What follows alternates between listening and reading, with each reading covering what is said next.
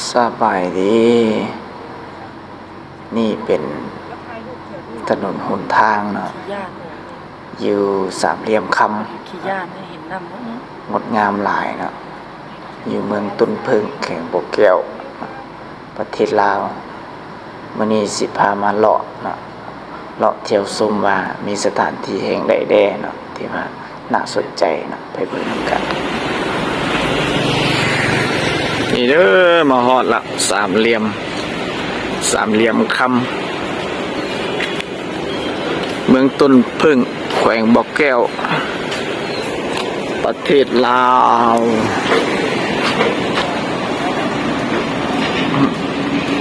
ถือว่าเป็นนครหลวงหนึ่งของประเทศลาวก็ว่าได้เนาะนี่สวยงามหลายเด้อพี่น้องที่เป็นคาสิโนถนนหนทางสะอาดสะอ้าง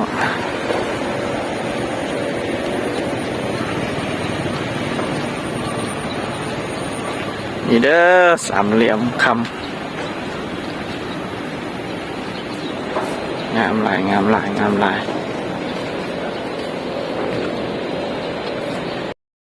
สบายดีมื้อนี้พามาเบิ่งเมืองต้นพึ่งเนาะแขวงบ่อแก้วเบิ่งได้สิเป็นแนวใดเนาะติดตามไปน้ำกันเนาะสิพาเลาะ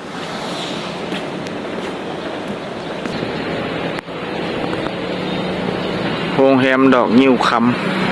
ำยิ่งใหญ่อลังการใหญ่โตมโหฬาร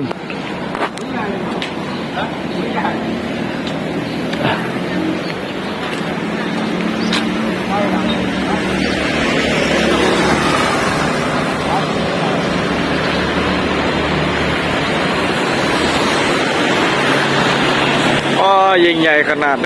โรงแรมดอกงิ้วคำ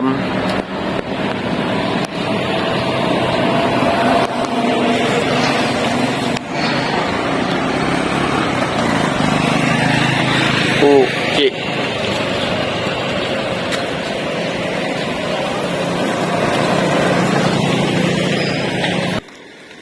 นี่แกโอ้ป่านอยู่ต่างประเทศยุโรปนี่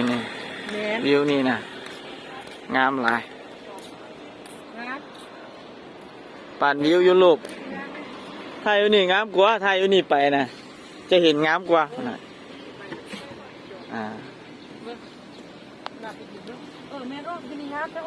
มุมของยุโรปปั่นมุมยุโรปงามหลายเด้องามหลาย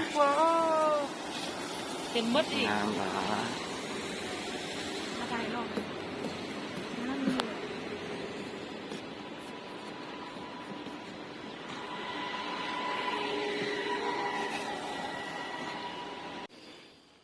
พามาชมสถานที่ท่องเที่ยวเกาะดอนสา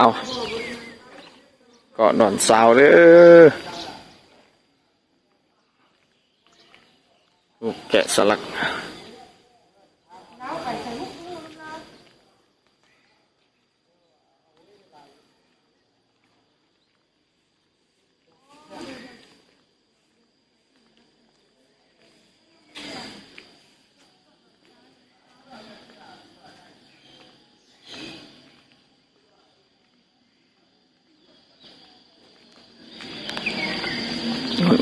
งดงามหลายเด้อพี่น้องมังกรเขาขี่รถน้ำก้นเหรอแล้วว่าถ่ายอ้ายไปหับมาสิลูกมังกรพวกน้องกันตั้งนิดละน้องมาอยู่เลยนะ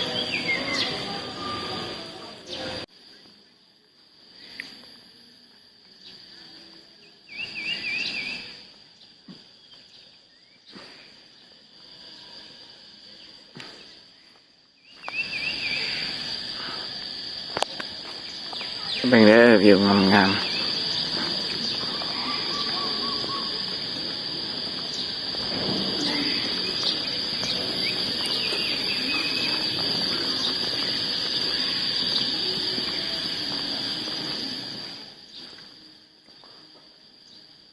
ก็ดอนเสา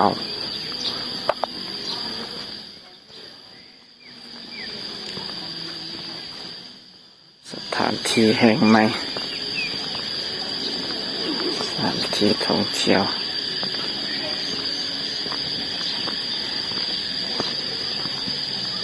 สถานที่ท่องเที่ยวแห่งใหม่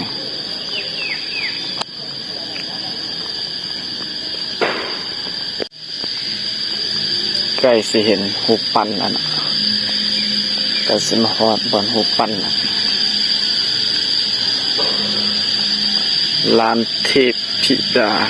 ต่อต้านยาเสพติด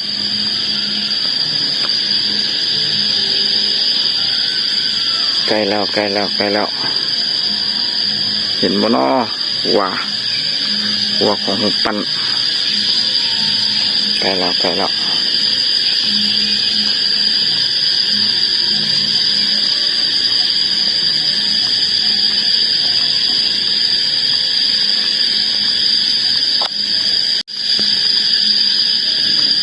ใกล้แล้วเด้อ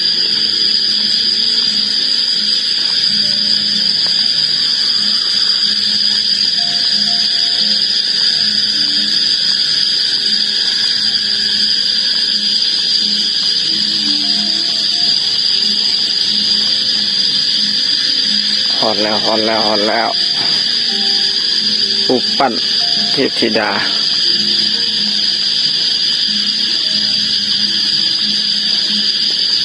สวยงามหลายเนาะ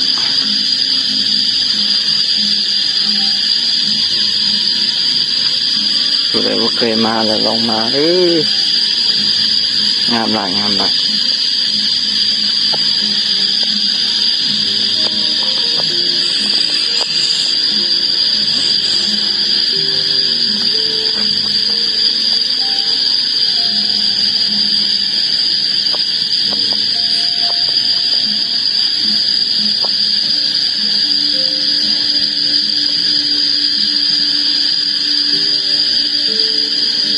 งดงามหลายเลย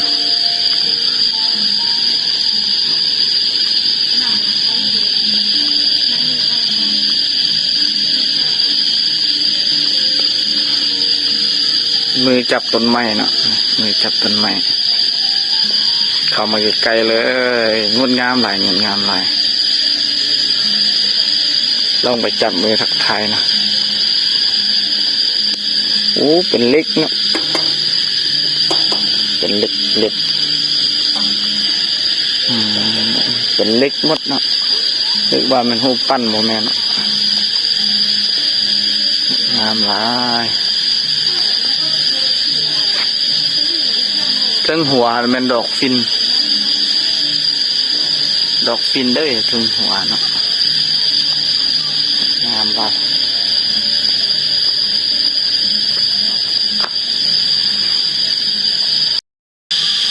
มาฮอดแล้วหูปั้น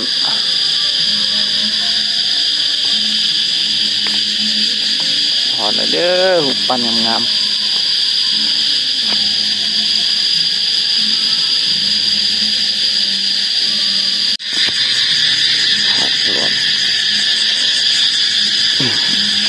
อยู่ออบแอมเนาะออบแอมสวนก็จะมีโต๊ะตั้งเนาะไว้ให้นักท่องเที่ยวมานั่งกินลมชมวิว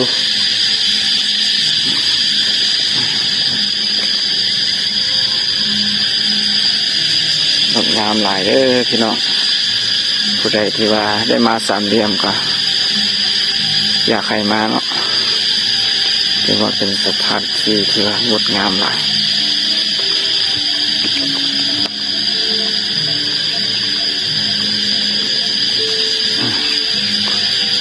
แมงกระเบื้อเนาะมีเสียงเพลงกล่อมไว้นะ